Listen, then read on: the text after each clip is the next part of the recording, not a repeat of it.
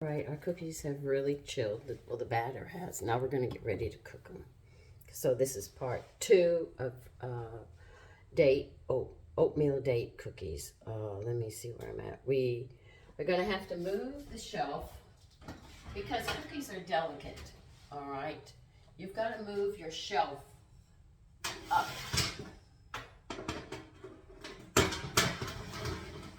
to the upper third. Other than that, they will burn on the bottom. That's why when you have a big roast or something, you drop it down to the lower. So there's different levels on the shelves that you've got to take into consideration. But cookies are always cooked at the upper third. All right, let's turn the temperature to 375.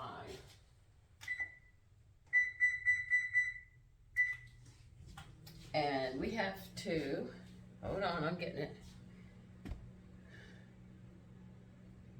We have to grease baking sheet. I've got 2 of them because I'm going to be rotating them.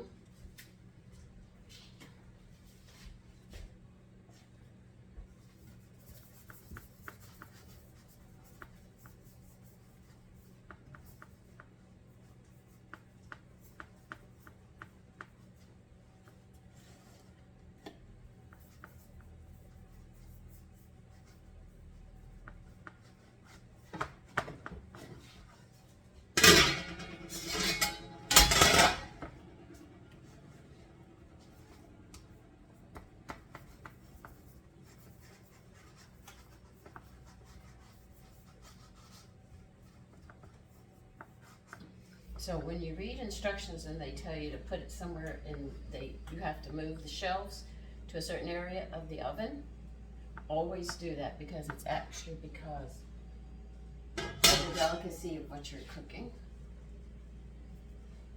And cookies actually came from women putting a batter in the oven to test it if it was done, and then somebody got the idea, let's put some fruits and make it sweet and this and that. That's how we ended up with cookies. It was known as the tester. Okay.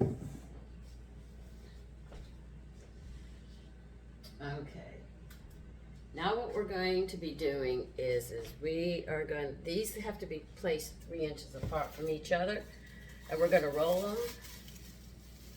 into balls about the size of a walnut. Okay.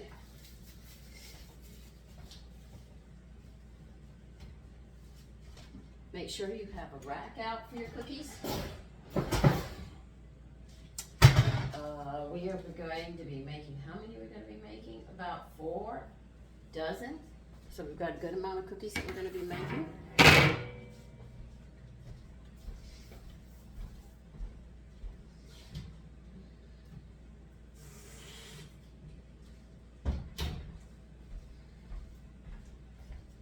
Now I'm not going to be using my mittens for this because I need it to be easier for me to work with, so I'm going to be doing it a little different. I'll be using the square ones just to pull them out and pull them in, and that's it.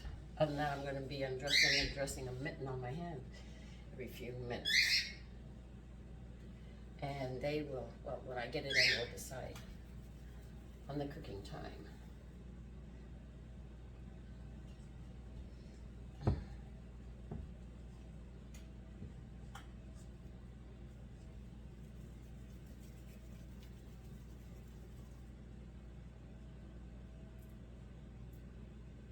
That's not right.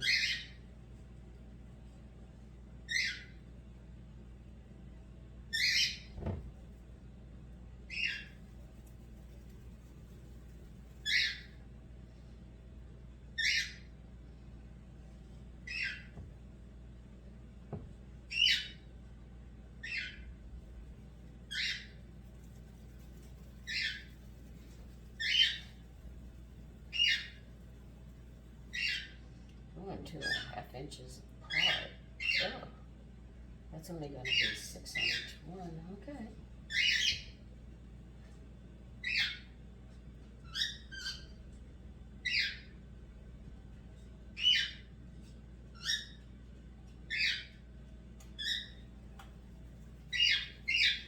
But do keep your cookies about 2.5 inches apart. That's what they're stating.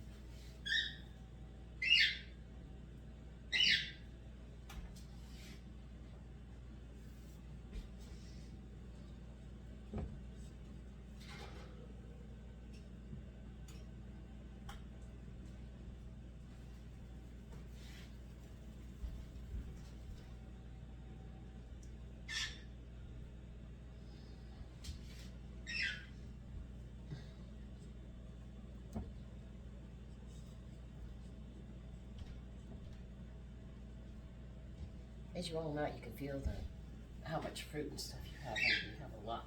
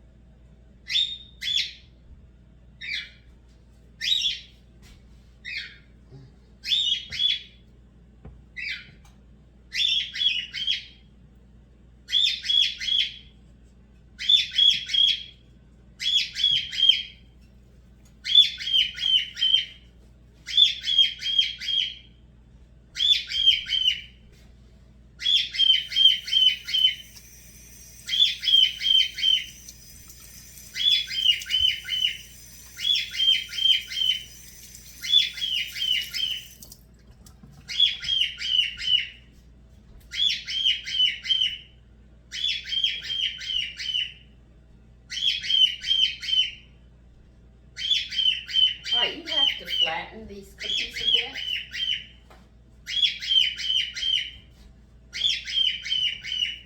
They say use the bottom of a glass, but when I do that it doesn't work. So, I just use my hands. Okay? I tell you right now, that's exactly what I do.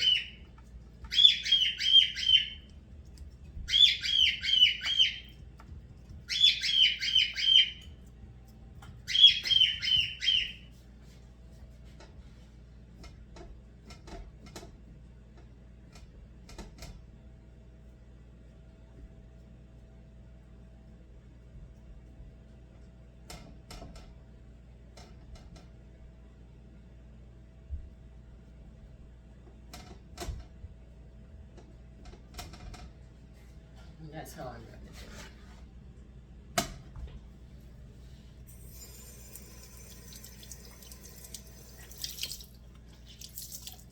So when it gets up there, we're going to cook them.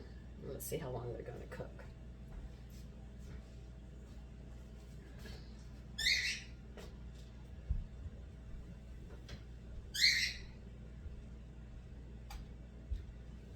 They are going to bake between 10 and 12 minutes. Now remember, when you take them out, you've got to leave them on the cookie sheet about 3 minutes to give them time to set, because it's like a light dough.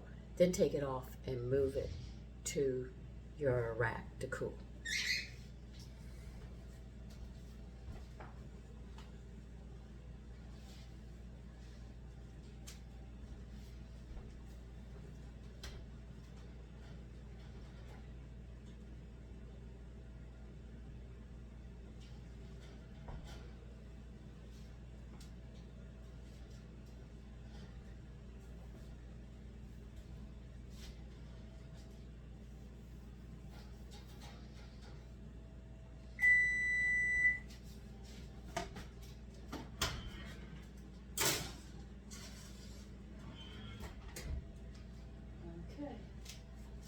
Now I'm going to continue baking them and rotating them, letting them cool 3 minutes on the rack, on the cookie sheet until I move it to the rack to cool. When they are 100% cooled, you can put them away. If they are warm, you're going to have a mess. I'm not going to tell you what's going to happen, but you find out. Make sure your cookies are 100% cooled before you pack them away. Okay? And I'll see you when I'm done with all these cookies. This is how you can tell if cookies are overcooked or not. If they're a nice brown like this, they're fine, but if they are burnt or a really dark brown, you've overcooked your cookies.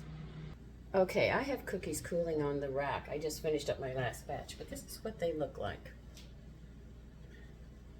I'm packing in. These are the cool ones and those are the hot ones. But anyway, that's how you make oatmeal date cookies. Take care. Bye-bye.